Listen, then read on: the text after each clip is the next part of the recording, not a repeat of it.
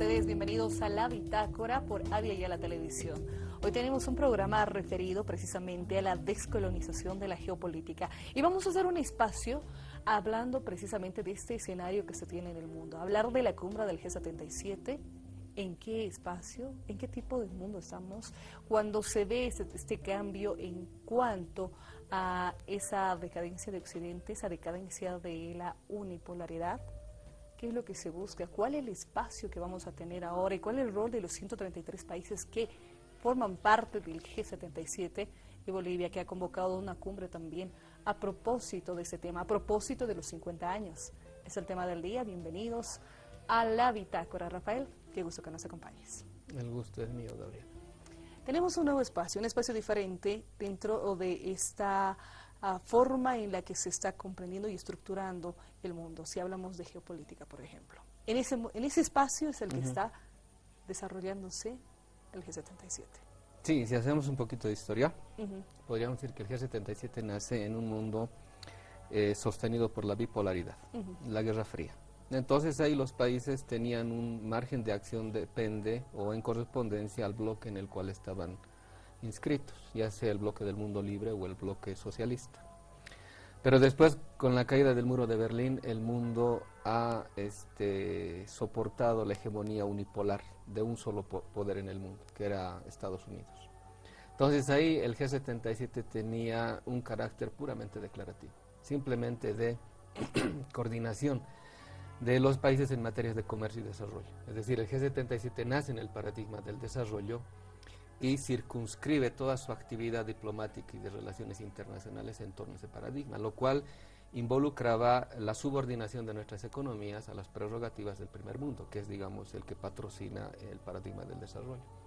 Pero en ese paradigma nuestras economías nunca pudieron lograr los objetivos que se planteaban en este tipo de paradigmas, ¿no? Entonces, cuando acontece la decadencia del mundo unipolar, sobre todo a partir del 2008 con la quiebra financiera, o del 2003 cuando la zonada occidental para controlar las redes de distribución del gas de Rusia con rumbo a Europa, aquella zonada que la protagonizó Georgia en cuanto a Osetia del Sur, supuso que Occidente estaba viendo seriamente afectada su potestad sobre la distribución del gas. Entonces, controlar los gasoductos Nord Stream y South Stream de Gazprom resultaba fundamental para la hegemonía occidental, porque controlar los hidrocarburos no es solamente controlar la explotación, sino también controlar la distribución de este. Quien controla la distribución de los hidrocarburos tiene el control de básicamente estos, ¿no? Entonces, a partir de eso, pierde Georgia, asusado por Estados Unidos, Israel y la banca financiera.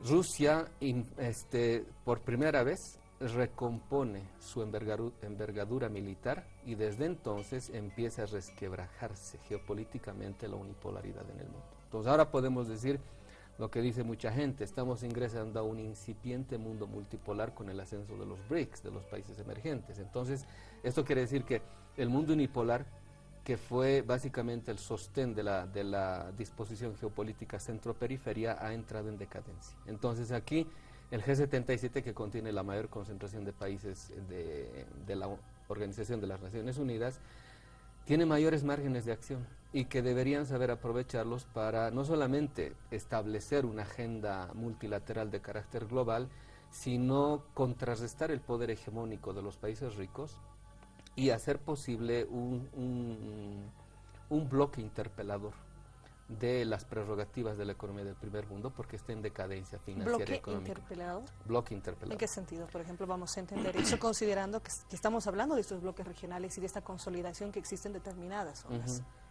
El G77 ahora, que concentra la mayor parte de los países en el mundo, ¿no? Entonces, supone que una vez que sucede la decadencia del mundo unipolar, o sea, ya no es Estados Unidos el manda más en el mundo, el centro, ¿no? El centro, y geopolíticamente Europa está empezando a caer en importancia geopolítica global.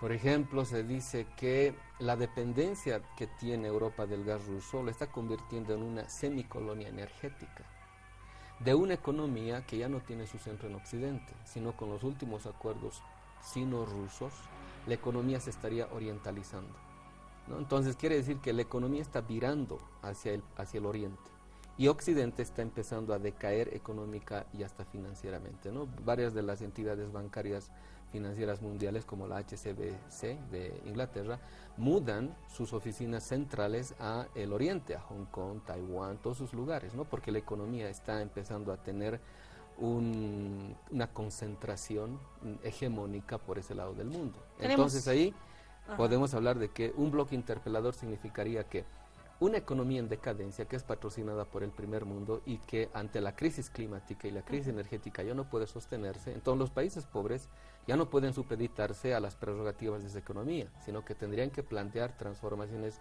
estructurales fundamentales a ese tipo de economía. En ese sentido sería un bloque interpelador. Sí, Rafael, y bueno, hemos visto que ante la decadencia de Occidente, ante la decadencia de esta zona, y estas potencias emergentes que llevan todo este movimiento precisamente hacia el oriente y a esa conexión que se tiene con los bloques de Latinoamérica, con los bloques del ALBA, con los bloques del Mercosur, por ejemplo, tenemos un centro, es el Pacífico ahora, todo se concentra ahí, está cambiando, estamos en una etapa de repente en la que se tiene que jugar estratégicamente en los movimientos o las cartas que puedan tener cada uno de los países. Así se han considerado los países pobres, los países que integran el G77, los 133, que son las 2/3 partes de estados en el mundo. Sí, por ejemplo, ahí ha aparecido un concepto novedoso en geopolítica, ¿no? La cero polaridad. ¿Qué quiere decir la cero polaridad? Como estamos ingresando a un incipiente mundo multipolar y esta transición se dice que va a durar por lo menos un siglo y en la cual en los próximos 50 años todas las instituciones mundiales pertinentes a la unipolaridad en el mundo, o sea, a la dominación europeo-norteamericana, sobre todo estadounidense, han entrado en deslegitimación.